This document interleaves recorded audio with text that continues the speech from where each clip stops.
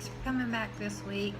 Wanted to come to you with a trilogy, the Wayward Pines trilogy, which was a TV show. It was supposed to be only 10 episodes on Fox, I believe, back a couple years ago.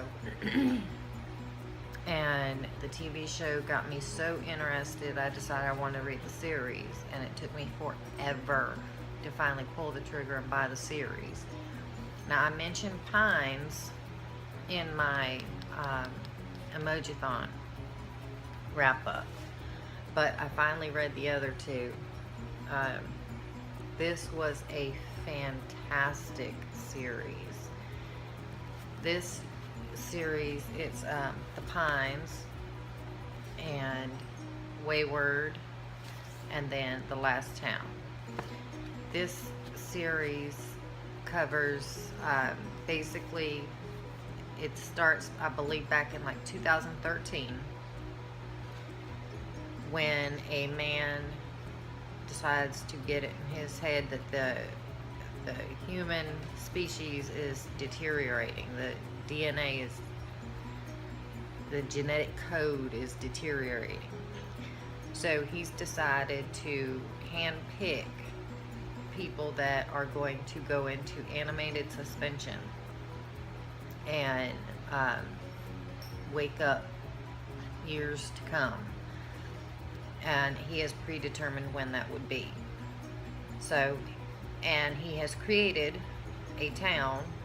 He had handpicked a location and built a town, and he has predetermined a time when these people would be woken up, and they end up being woken up 1800 years later, I believe it is, and they build this town called Wayward Pines.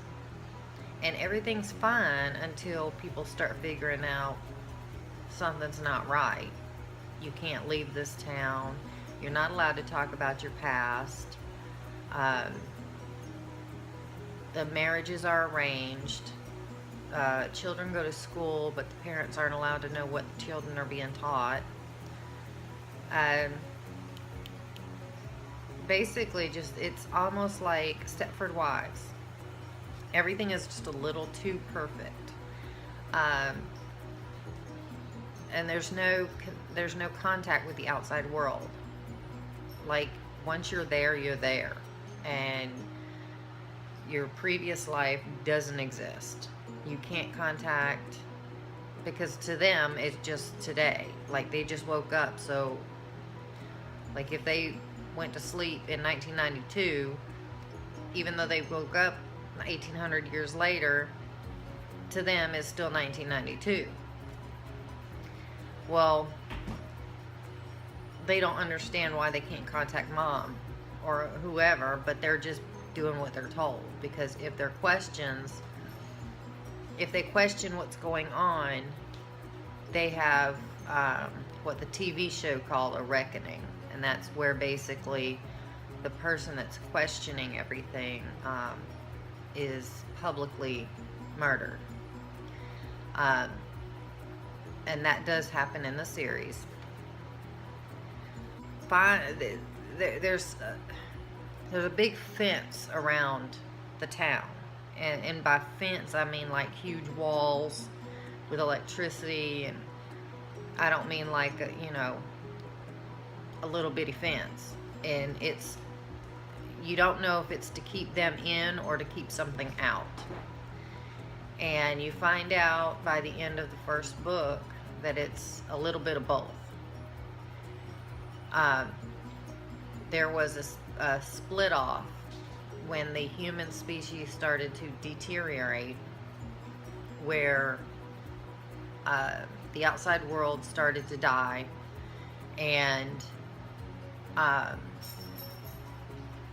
the human species started to become aberrations, is what they called them.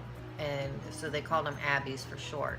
They started to adapt to the world that was changing around them. And they became basically monsters, and they would eat whatever was available to them, whatever that was. So they became a little bit of monsters. So the wall kind of kept them out as well as keeping the Wayward Pines residents in. Well, at the end of, I believe it's at the end of the second book, there's a big showdown between two of the main characters, big fight, and the power is turned off to the fence. So the abbeys, or the aberrations, are, hence, they're allowed in. And it turns into this massacre. There's only 461 residents in Wayward Pines. And there is this massacre because the abbeys are let in. And there's only a select few that are left, less than 100 that are left at the end of that. But I like how it ended. It ended with they finally all decide they're gonna go back into suspended animation and just see what happens and just go from there. And the very end, it just says, however many years later, he opens his eyes, and that's how it ends. So, like, there could be more books if Blake Crouch wants there to be, but I think it ended perfectly because it's sci-fi, futuristic, and it's something I totally would not be into because I'm not into monster books, but especially monster books this type. But the TV series made me really interested, and I'm really glad I read the books because they were really well worth it. I highly recommend it. Individually, I gave these books between 3s and 5s. But overall, the series, I would give the series a 4.5. So definitely give the series a shot. Oddly enough, I ordered these series from Amazon. And this is just a side note because I thought it was funny.